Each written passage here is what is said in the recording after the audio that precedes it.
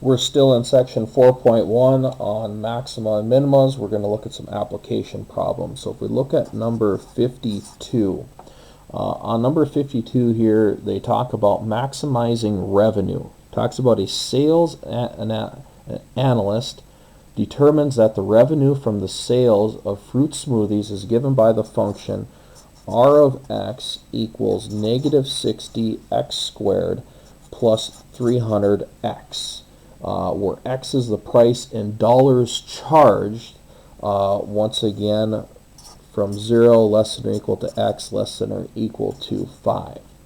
On part A, it tells us to find our critical points of the revenue function, and then part B tells us to determine the absolute maximum value of the revenue function and the price that maximizes this revenue. So what we start looking at here is we start looking at the simple fact that we need to find our critical points. Okay, so we need our critical points. Once again, critical points is going to be, well, when we have our n values. So 0 and 5 are our critical points on here. But we also have to look at the derivative. So for part A here, we're going to look at the derivative of our function r prime of x. So we're going to have negative 120x plus 300. Which then we're going to take negative 120x plus 300 and we'll set it equal to 0. We then subtract over 300, divide then by a negative 120, and we see that x equals 5 halves, or we could look at this as $2.50 is what this is, because once again x is talking about the pricing in which it is, so that's going to be in dollars for what we have. So we have our third critical point of 2.5.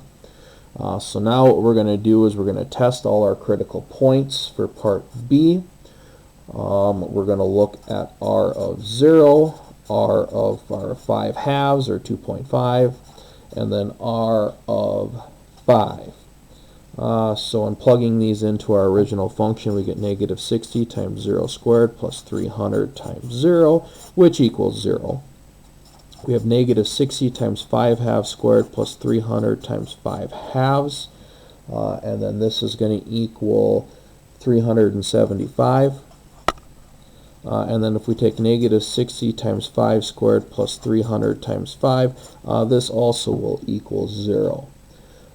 So what we see is that we have an absolute maximum, okay, when we're pricing at $2.50 with a revenue, let's see here, with our revenue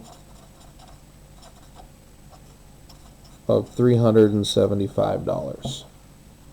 And so basically, if we look back at our original curve, we see that it was a quadratic curve, so this would be, once again, probably our vertex as we're opening downward, because that negative 60 that's in front. So it kind of makes sense that if we're seeing that reflection in between here, right directly in the middle, we have this. So this is a little bit more easier of a problem. Getting more into the complexity, let's take a look at number 77. Okay. So with a little computer magic and the good old pause feature, I was able to draw out our diagram here for us, so I didn't need to waste recording time.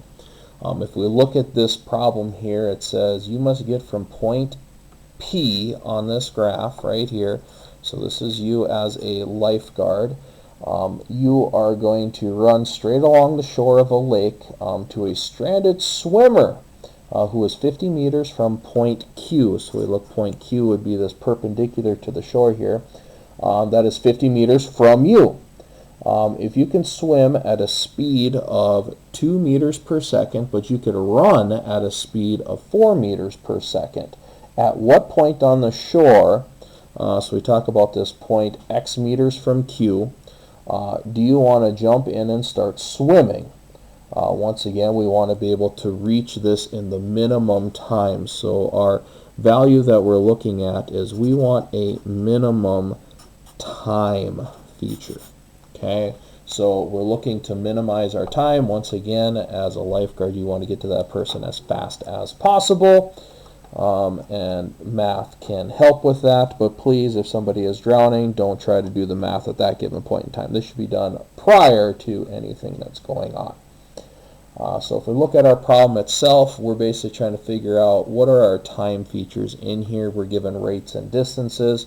So if we remember, time equals distance divided by our rate. Okay, so if we consider this, we have our distance in which we're running is 50 minus x. If we talk about then our time running, so if we talk about our time running is going to equal that distance of 50 minus x divided by the rate at which we can run, which would be 4. Now what we got to figure out is we got to figure out our time at which we are going to swim. In order to find the time at which we're going to swim, we need to know the distance at which we're going to swim divided by the rate at which we swim. Well, the rate is 2.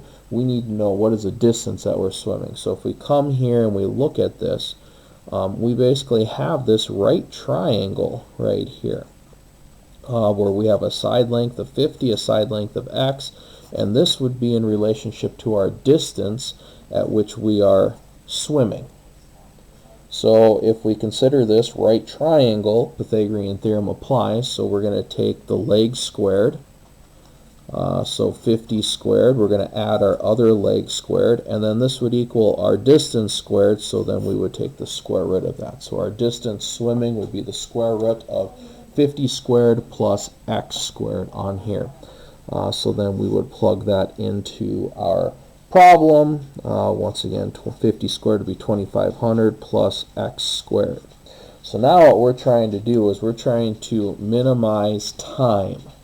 So the time on this, let's use a capital T for our time feature here, is going to be the time of one plus the time of the second. So if we take the time swimming would be the square root of 2500 plus x squared over 2, and then we will add our 50 minus x over 4. Now what we want to do is we want to find our critical values to go within. So if we consider one of our critical values, it's going to be the derivative of this. So if we consider the derivative, or our t prime of this, we are going to look at this function overall. So if we consider that this is the square root, okay, so we have the square root, so we're going to have 1/2 times what's inside to the negative 1/2 power times the derivative of what's inside, which would be 2x, because once again we got to apply the chain rule, and then this is all over 2 then. In which then now for our next part that we're adding in here, we're going to take the derivative of 50 as 0, so the derivative of negative x would be a negative 1, so then we get minus 1/4. This is why I did not find a common denominator and try to bring everything together. So we see that right here, this is in simplified form. We have x over 2 times the square root of 2500 plus x squared, and then minus 1/4. Once again, this is our derivative of our time function. Now what we're going to do is we're going to take this time function and we're going to set it equal to 0, in which then we have x over 2 times the square root of 2500 plus x squared equals 1/4. We have a proportion here now, so I'm going to cross multiply. So I have 4x equals 2 times the square root of 2500 plus x squared. Dividing by that 2, I could have done that right away. I have 2x equals the square root of 2500 plus x squared.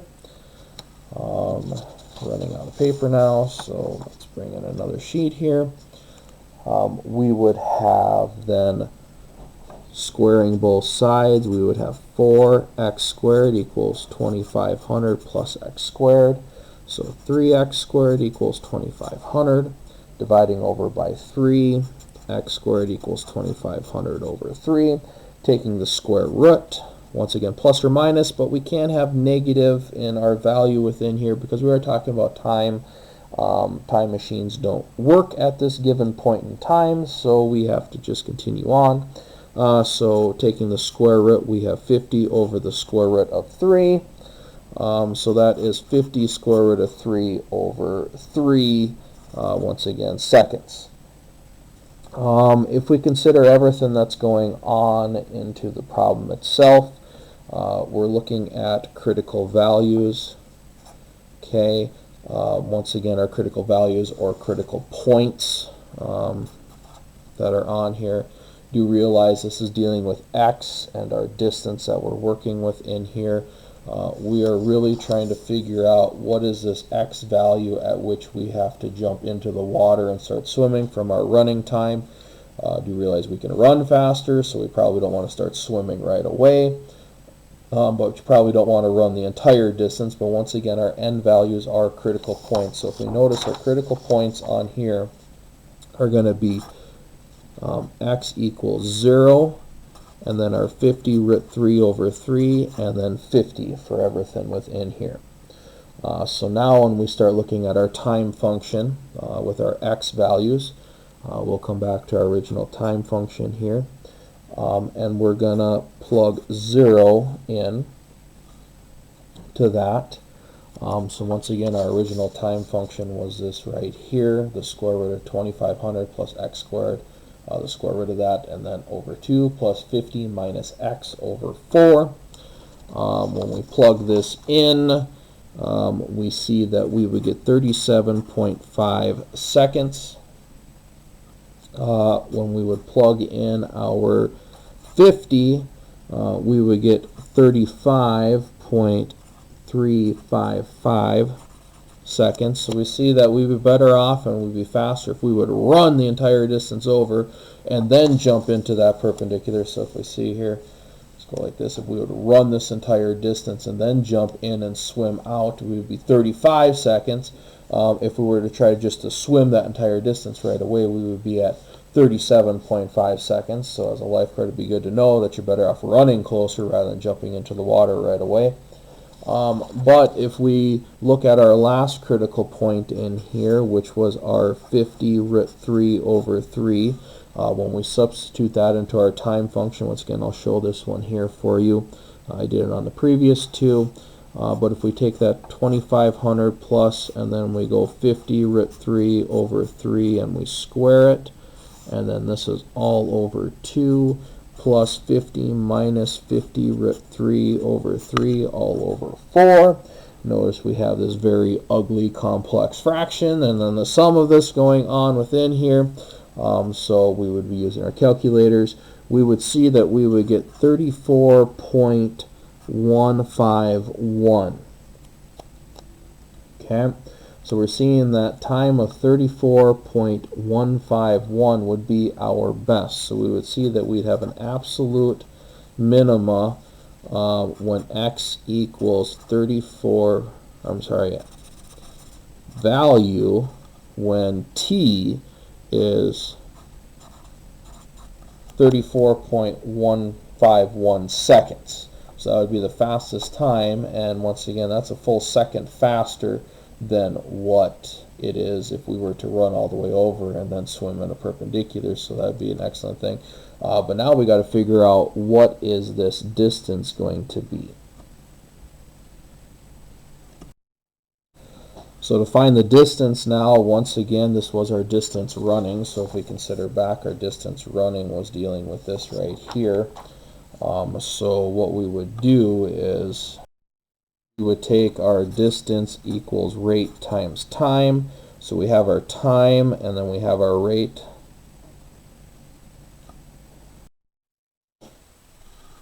But remember that even though that we have distance equals rate times time, x was in reference to the distance that we were at from this swimmer. So in which then we found that x was our critical value of 50 root 3 over 3 to give us our absolute minimum time right here of 34.151. So we see that this is approximately 28.87 meters. So basically, when we are 28.87 meters away, let me move around my papers here for you to explain this a little bit better on here. So when we are 28.87 meters away, which right here, then we would want to jump in and start swimming over. So basically a little bit before halfway. Once again, if we went over halfway, then we would be at less time. So once again, 25 would be this halfway point in here. So we'd want to be at 28, then that person would want to jump in and start swimming, and which then to save that person in the least amount of time of 34.151 seconds. And then that would be our distance away from that swimmer.